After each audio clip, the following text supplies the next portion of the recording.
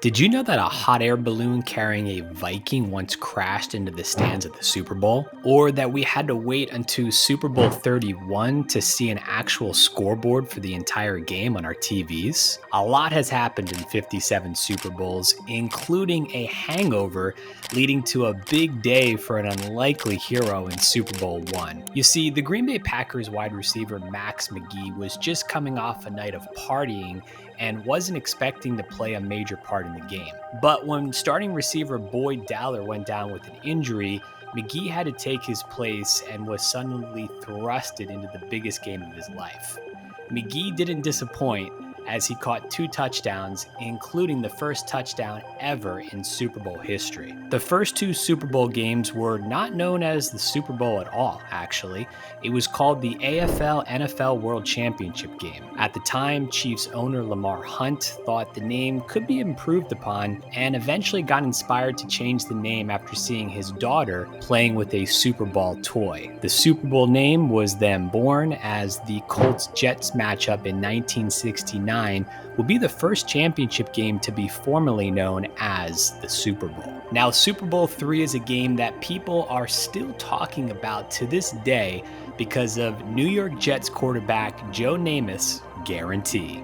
I think we got a heck of a shot at winning. We beat anybody in the world, and I think we're going to win next Sunday. Namath backed up his talk with what many fans still consider to be one of the greatest upsets in sports history. The Jets' victory over the heavily favored Baltimore Colts not only made Namath an instant star, but also legitimized the upstart AFL at the time. Strong winds caused a hot air balloon carrying a Minnesota Vikings mascot to crash into the stands during Super Bowl IV. Now, thankfully, no one was seriously injured, but the crash might have been an omen for the Vikings as they would go on to lose to the Kansas City Chiefs 23-7. Linebacker Chuck Howley made Super Bowl history in Super Bowl V when he became the first and only player to this day to receive the MVP award while playing for the losing team. Even though the Dallas Cowboys lost to the Baltimore Colts, Howley's outstanding defensive performance, which included 2 interceptions and a forced fumble, just couldn't be ignored. President Richard Nixon, a diehard football fan, added a unique twist to Super Bowl VI by creating a play the Miami Dolphins would really execute. The play, known as the Nixon Special, was added to the Dolphins playbook and was used in the game. The Cowboys stuffed the play as Dallas head coach Tom Landry made sure his team wouldn't get beat by a, quote, presidential pass. Super Bowl VII featured Miami Dolphins kicker Garo Yepremian creating one of the most hilarious moments in Super Bowl history. After getting his kick blocked, Yepremian attempted to pick up and throw the football, which didn't exactly go his way, as the ball slipped out of his hands and was recovered by the Washington Redskins for an eventual touchdown. But hey, at least the Dolphins would still go on to win the game and capture the only undefeated season in NFL history. Super Bowl VIII marked the final game to use goalposts positioned at the front of each end zone. They were officially relocated to the back of the end zone the following season, which changed the dynamics of the game, influenced field goal attempts, and changed the visual appeal of the Super Bowl and really football forever. Super Bowl IX saw the Pittsburgh Steelers win their first championship by defeating the Minnesota Vikings 10-6, but the real story of this one was how this Super Bowl was featured as a plot on the Mary Tyler Moore Show, which aired the night before the game. This demonstrated the growing popularity of the Super Bowl in American culture at the time. The play clock was first displayed inside the stadium during Super Bowl X. This dramatically improved the viewing experience for fans and gave players and coaches an extra layer of strategy as the game progressed. By Super Bowl XI, no team had played in more Super Bowls than the Minnesota Vikings. But unfortunately, they lost all of them. All 4 losses came by double digits each time, and the Vikings haven't been back to the NFL's biggest stage since. In a strange turn of events during Super Bowl XII, defensive teammates Harvey Martin and Randy White of the Dallas Cowboys would each share the game's MVP award, becoming the first and only players to do so. The Cowboys' win over the Denver Broncos was heavily impacted by the way each performed.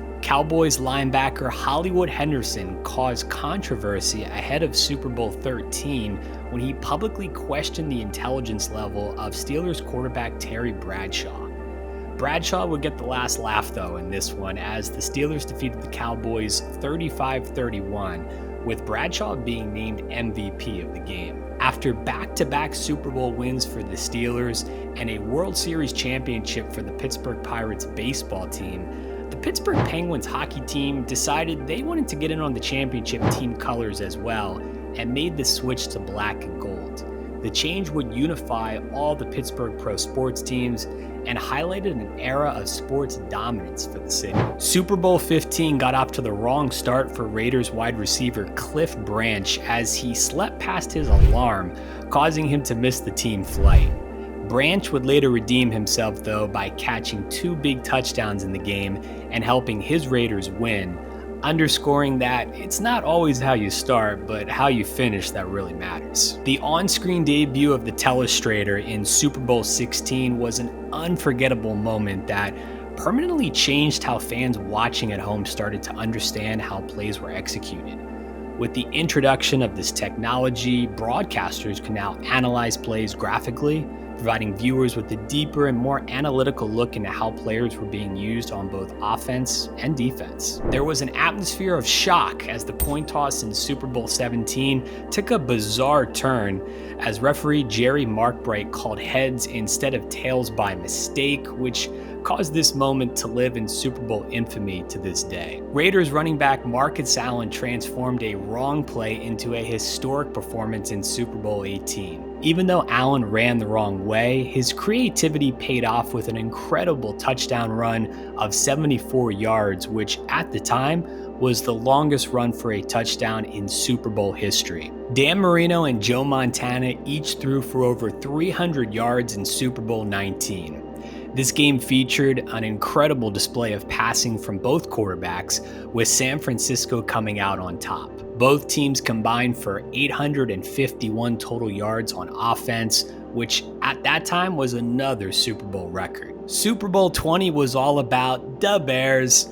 In 1985, the Chicago Bears introduced the rap song Super Bowl Shuffle, which went on to sell 500,000 copies and create a buzz we've never seen before attached to the Super Bowl. With Bears players featured on the song, it became a commercial hit and sealed the team's legendary image. The New York Giants started a new tradition in Super Bowl 21 by showering their head coach Bill Parcells with Gatorade from the team cooler after winning the franchise's first Lombardi trophy. This unplanned act created a tradition for future Super Bowl celebrations we still celebrate to this day. Washington Redskins rookie running back Timmy Smith ran for a Super Bowl record 204 yards and a touchdown on 22 carries in Super Bowl 22.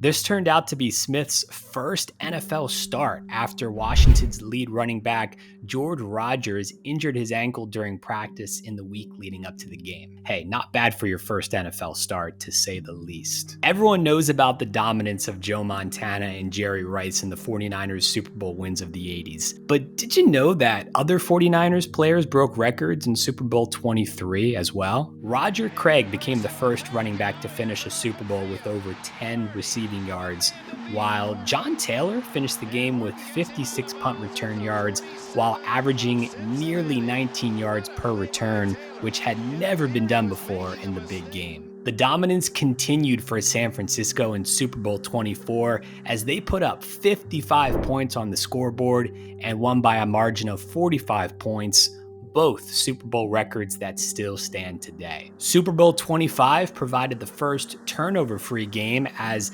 neither the Buffalo Bills or the New York Giants committed a single turnover during the game, which was ultimately won by the Giants 20-19 when Bills kicker Scott Norwood's potential game-winning kick sailed infamously wide right. Bills running back Thurman Thomas had an unusual start to Super Bowl 26 when he was taken out of the offensive lineup and didn't start the game because he simply just couldn't find his missing helmet. Thomas eventually found his helmet by the fourth offensive snap of the game, but struggled to gain yards as Buffalo fell to Washington 37-24. The NFL decided to shake things up a bit for Super Bowl 27 by booking Michael Jackson to serve as the headline act for the entire halftime show.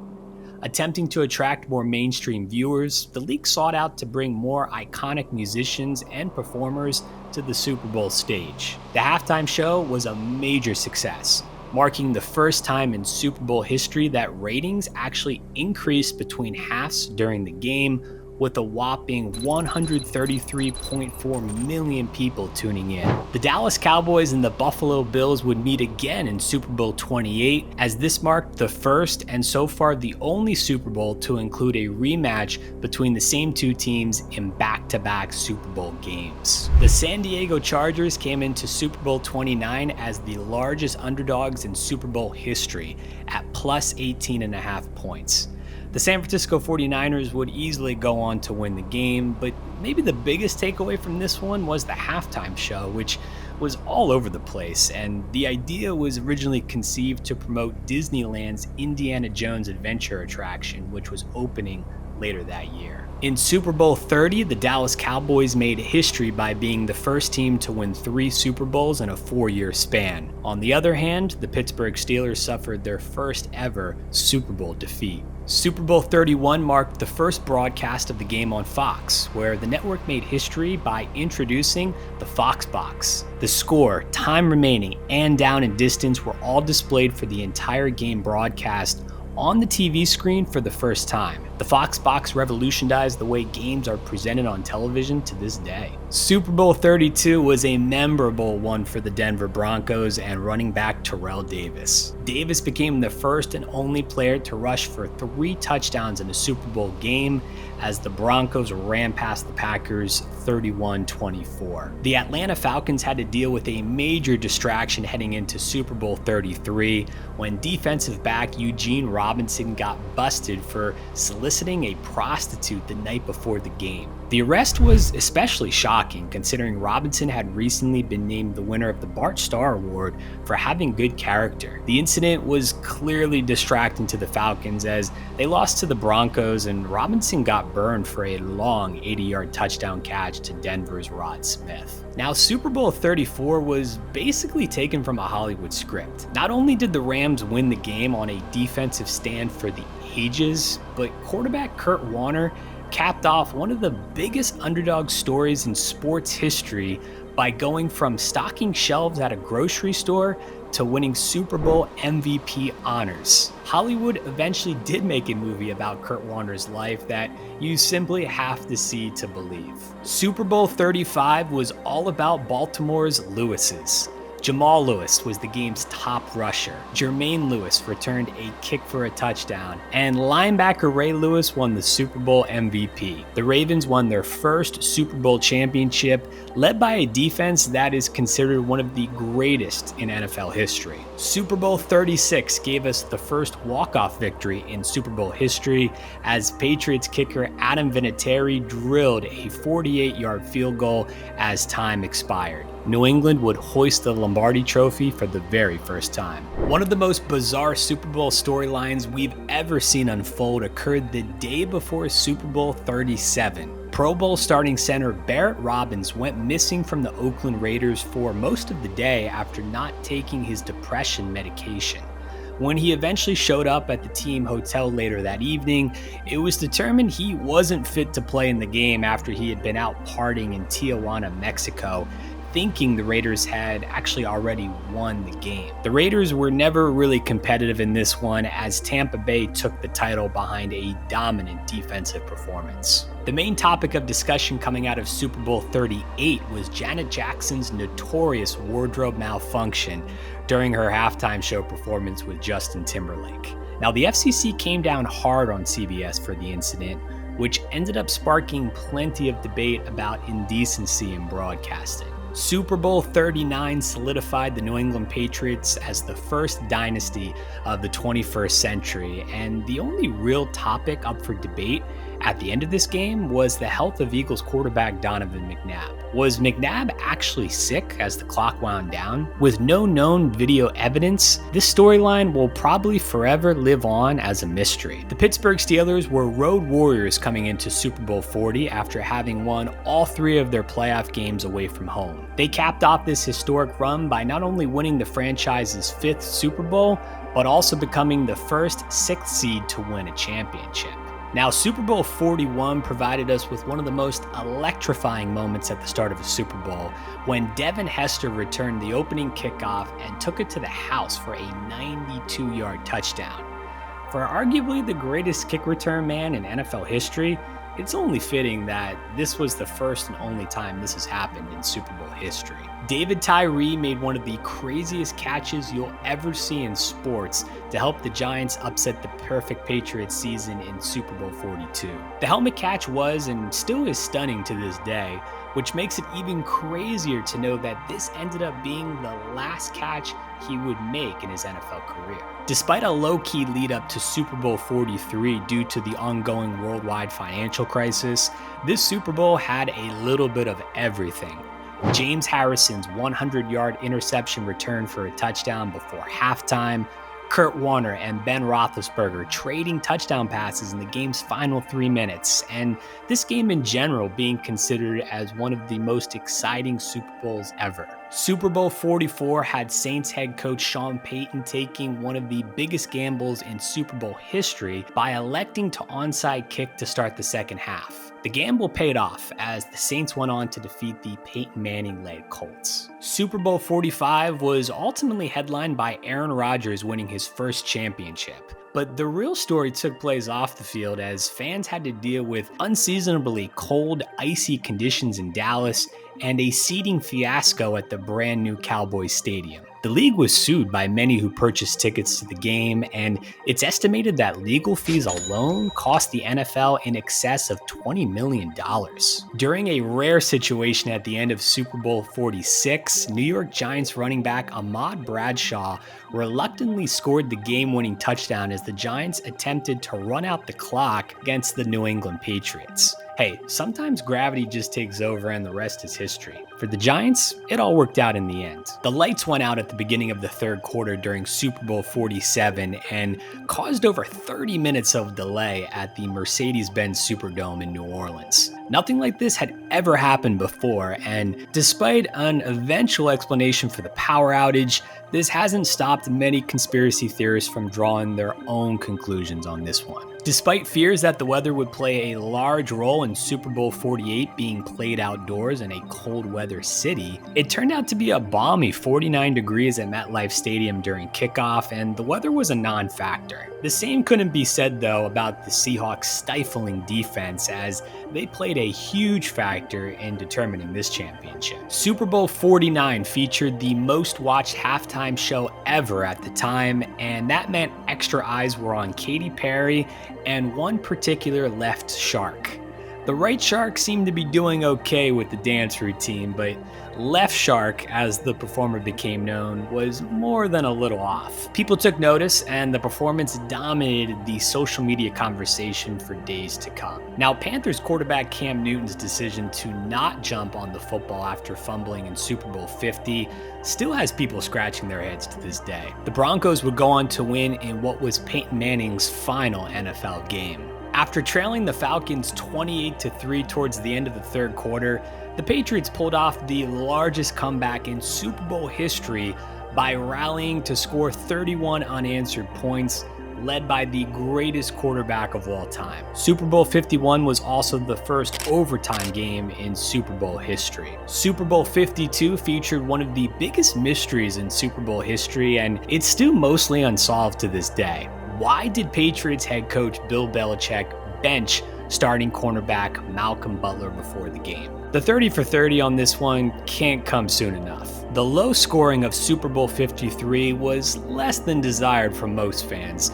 unless you were this one particular fan who cashed in on a $100,000 payday by the Rams only scoring 3 points the entire game. They did have to sweat this one out at the end in the final seconds. Despite his team falling short in Super Bowl 54, 49ers rookie Deebo Samuel set 2 records by our wide receiver in this game. A 32-yard run early in the first quarter, and 53 total yards on the ground for the game. The Tampa Bay Buccaneers made history in Super Bowl 55 by becoming the first team to play in and win a Super Bowl in their own stadium. Despite fewer fans in the stands as usual due to the ongoing COVID-19 pandemic, the Bucs clearly benefited from the home field advantage and won their second Lombardi trophy. In Super Bowl 56, Rams head coach Sean McVay became the youngest head coach to win the Super Bowl at 36 years and 20 days old. McVay plus Bengals head coach Zach Taylor combined for the youngest coaching matchup in Super Bowl history. Super Bowl 57 saw several firsts, brothers playing against each other in Travis and Jason Kelce. Also, this Super Bowl featured the youngest starting quarterback matchup in Super Bowl history, with Jalen Hurts at 24 and Patrick Mahomes at 27 years of age. That's a lot of standout moments throughout the history of the Super Bowl, and there's more to come. What can we expect from Super Bowl 58 and beyond?